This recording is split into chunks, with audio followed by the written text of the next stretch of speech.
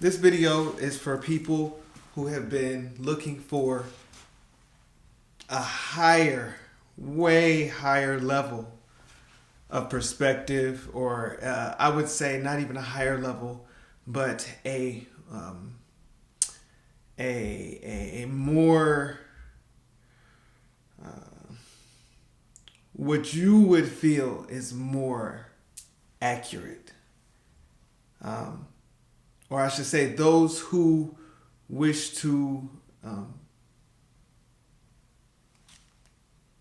understand from someone who may have been in between reality. This is mental health and guidance and spiritual motivation from a level of someone who suffered from schizophrenia, from bipolar as they diagnosed me.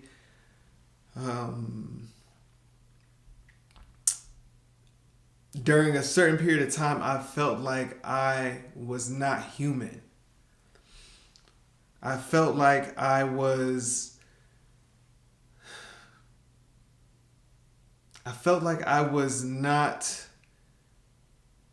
not of here in a way of, and this wasn't just something that I imagined that I made up. This was something that I went through that was a visible change in me. This was, we literally call it 2009. Everybody who knows about it knows about 2009. And I've never spoken about this publicly. I was taken over by what I believe is a combination of my, what they call higher self, and maybe other magnetisms that may alter personality or alter reality. Many of you may know what I'm talking about when I talk about altered time, altered reality, altered mental space, what they call transcendental state of mind or being. And there's all kind of different sciences how people put it, but this is the type of mental space I'm talking about in this video. And I won't talk about it much because I don't talk about this much. But if you're listening to this today, then you are supposed to be hearing this. There was a time when I would go to sleep, and before I would go to sleep, I would purposely make contact with my inner self or my higher self or my energy self or the radiation that is me before this human body, as I would say it. I would request that I would particularly request that I could see my days ahead of time, or that I could experience my waking life that was to come in any form, any event, any conversation or interaction that I had with anyone. I wanted to experience it in my dream time because I actually got really good at what they call OBE, or astral projection practices, where you you tap into your lucid dream in a certain way. And a lucid dream versus an astral projection are two different things. And astral projection is when you engage with the physical reality on purpose. You can do it by accident in like a deja vu, but even those are on purpose. We just don't remember when we do it, but it's always on purpose. At a certain point, it was guided, it was given to the direction was particularly given, and that is how you can interact with that type of thing. But I would do that before I go to sleep, and then I wouldn't know. You never know until it happens, and then they call it deja vu, but it's not deja vu if you do it on purpose. And so this is the type of mental health I'm talking about in this video. And so there are those of you who are in that space, who are in that very deep in between spiritual space where this reality and maybe a more unseen or a frequency or vibrational, what they call the upper dimensions of reality are kind of impressing on you in a certain way.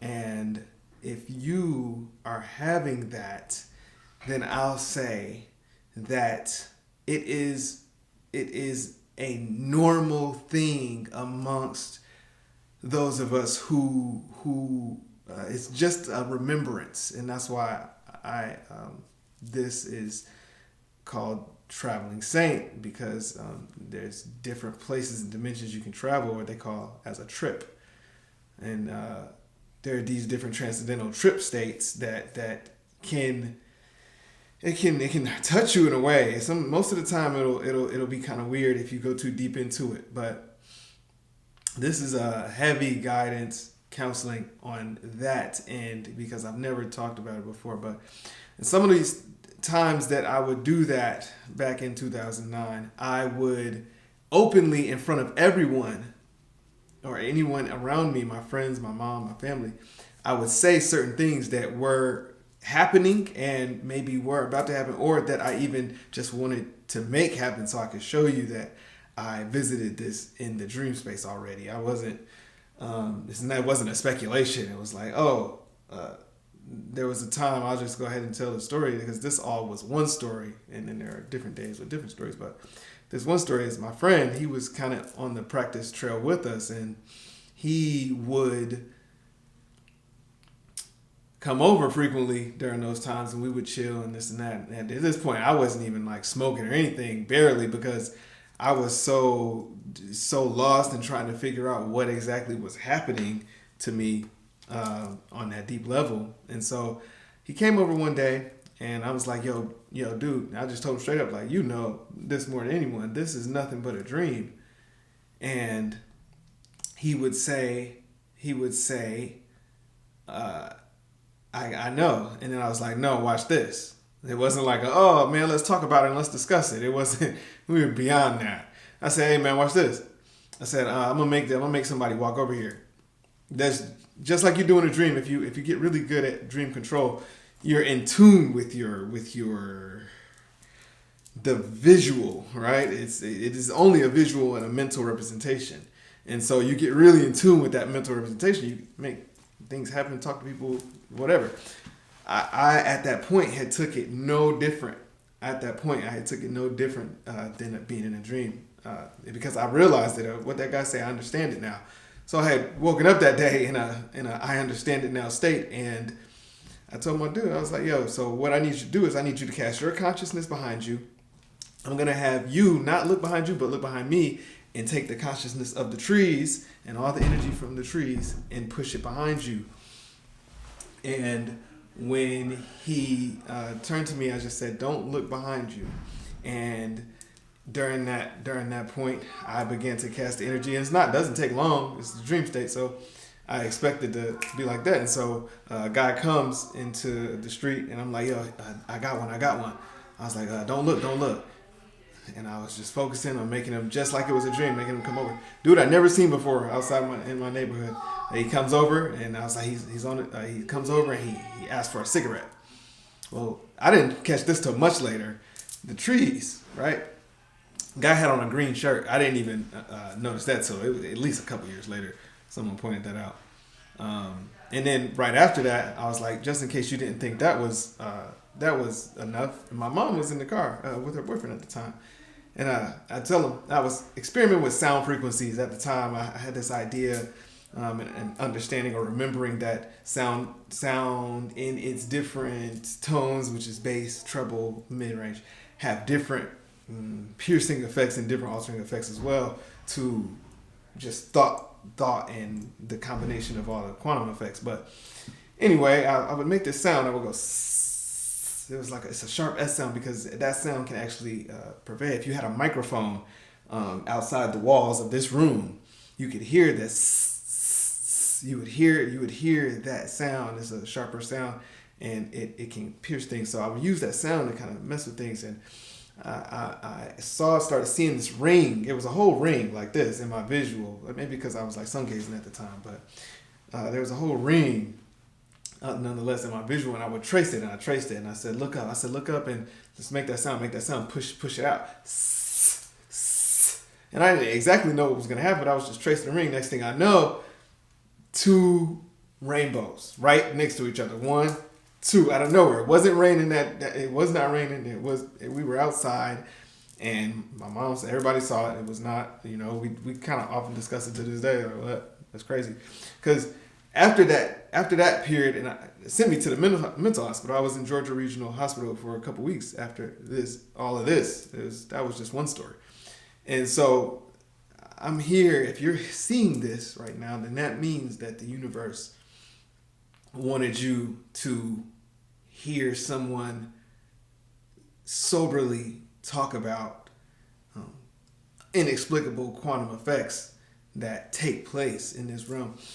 And to a lesser degree, we deal with those effects on a mental level daily. Because this reality is not solid. It possesses solid. It possesses things, but there's something that moves in between this place, in between the atoms, and in between the molecules. We all know it, even, and it's not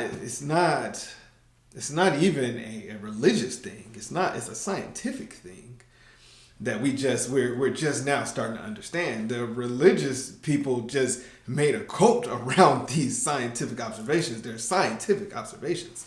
The religions just kind of gravitated around the prophetical ones who were sent here to expand upon that science, that inner science of the in between, whatever you want to call it, dimensions, whatever. And so this is for you. This is for you. I went through that. I've been there. And so nowadays I'm more so geared into the mental aspects of it and what it means for our daily life. How we can pull that energy, how we can harness that energy and make it useful, make it help us with normal things. Not, I'm here to prophesy to people, I'm here to do this, I'm here to go to church every day, I'm here to worship him and get to heaven. That's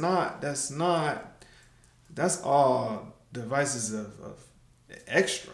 I ain't even gonna say like diabolic or anything like that. That's extra. That's like extra points.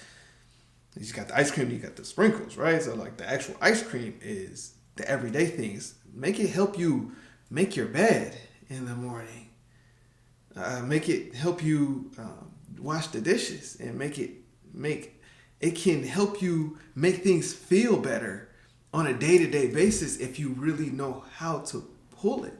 It can make you do your hobbies and make you do your crafts and make you do your business and make you record these videos that you want to record, and it can make you get yourself and express yourself on a day-to-day basis more vibrantly and more expressively in your own way. You'll be more in tune with yourself and other people and other in situations and in things, when strange things do kind of happen in the experiential vibrational reality. You'll be ready for them, and you'll already have the answers, and you'll already know how to map yourself out. It'll make it help you be more organized. You make it help you. It's willing. It's not something you have to worship. It's not something that needs to be. They use the word worship because it's a rudimentary energy word, meaning a endearment. It's an endearment for that thing. And yes, you do need to hold an endearment and an embrace for that thing, because that's how it connects to us. That is our mind being able to, like an animal cannot harness, can only harness a certain amount of gratitude. If you measure an animal's brain, all depending on domestication level, will have varying levels of gratitude and reverence, which is a whole nother level, which only the human electrical current. If you measure this from an actual electrical standpoint, it's all scientific. Because we can initiate the spark of electricity, which is also magnetism, which is also gravity, you can pull, and I still don't understand how events are coded. Events are a multi-level thing that are coded. Like it could be meeting someone, for instance, like the event of you watching this video. This is an event that is coded a certain way, and I still don't fully understand, like, how will we ever measure that? Like, how can you measure the overall ecosystem of an event? We have plasma devices where we can measure ourselves, right? And we can measure a group of people and check the vibration, check how deep they are in the actual frequency realm of their spirit versus the physical realm of the spirit. We have all that. That's if you haven't seen it, it's Keshe Foundation.